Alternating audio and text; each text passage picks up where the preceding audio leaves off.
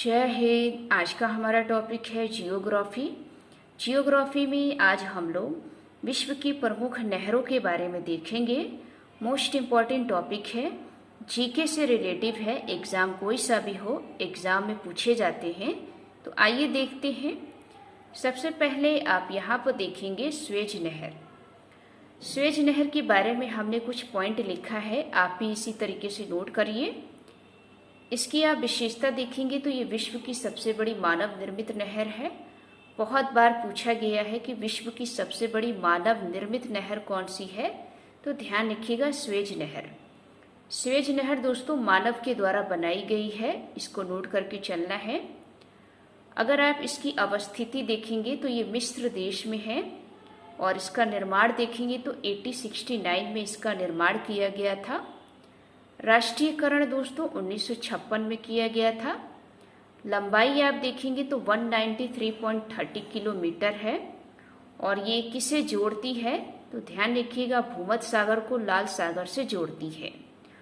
वही आप इसके बंदरगाह देखेंगे तो दो बंदरगाह हैं, एक तो पोर्ट साइद और दूसरा पोर्ट स्वेज नहर। तो ये 5 से 6 पॉइंट है, आपको नोट करना है स्वेज नहर के बारे में। एक बार देखते हैं फिर से विशेषता क्या है। स्वेज नहर विश्व की सबसे बड़ी मानव निर्मित नहर है। स्वेज नहर मिस्र देश में है। इसका निर्माण 1869 में किया गया था। राष्ट्रीयकरण 1956 में किया गया। स्वेज नहर की लंबाई आप देखेंगे तो 193.30 किलोमीटर है और ये दो सागरों को जोड़ती है, भूमध्य सागर और लाल सागर। दो बंदरगाह हैं, पोर्ट साइद बंदरगाह और पोर्ट स्वेज बंदरगाह। उसके बाद अगला पॉइंट देखेंगे पनामा नहर। मोस्ट इम्पॉर्टेंट है। पनामा नहर की अगर आप विशेषता देखेंगे तो ये लॉक कीज प्रणाली पर आधारित है और ये पूछा भी गया है कि वह कौन सी नहर है जो लॉक कीज प्रणाली पर आधारित है, तो ध्यान रखिएगा पनामा नहर।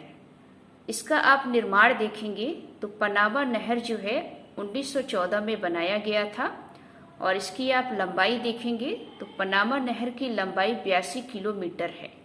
ये सारे पॉइंट पूछे गए हैं, इसको आप इसी तरीके से नोट करिए।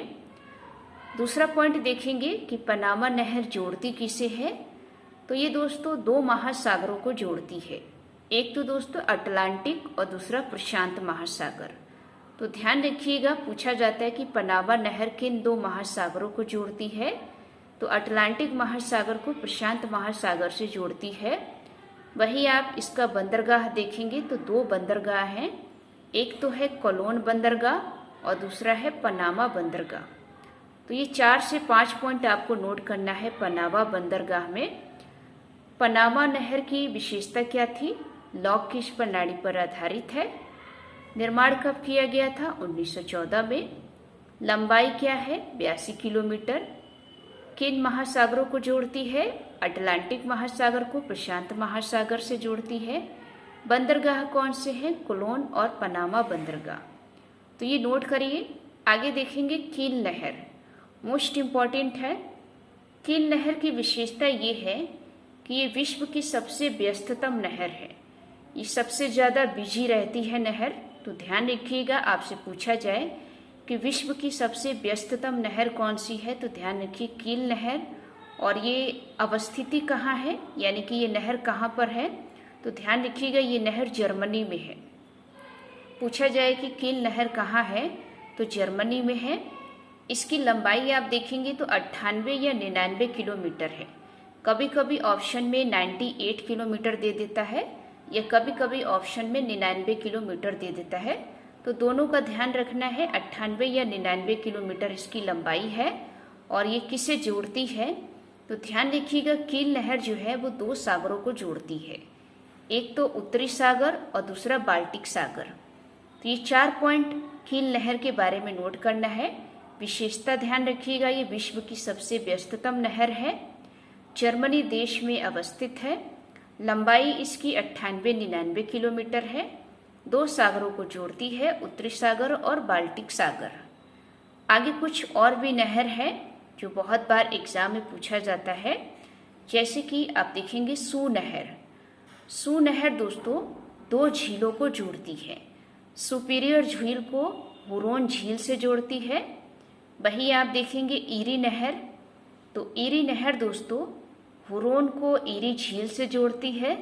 और तीसरा आप देखेंगे बैलेड नहर, ये बैलेड नहर जो है ईरी को ओंटेरियो झील से जोड़ती है। ये पूछा भी गया है कि सू नहर किन दो झीलों को जोड़ती है, तो ध्यान रखिएगा सुपीरियर और हुरोन झील। ईरी नहर किन दो झीलों को जोड़ती है, हुरोन और ईरी झील को। बैलेड नहर किन दो झीलों को जोड़ती है, ईरी और ओंटेरियो झील को। तो ये दोस्तों विश्व की प्रमुख नहरें हैं। उम्मीद है आपको ये वीडियो अच्छी लगी होगी। अगर अच्छी लगी हो तो वीडियो को लाइक करें, चैनल को सब्सक्राइब करें। मिलते हैं एक नेक्स्ट टॉपिक में। जय हिंद, जय भारत।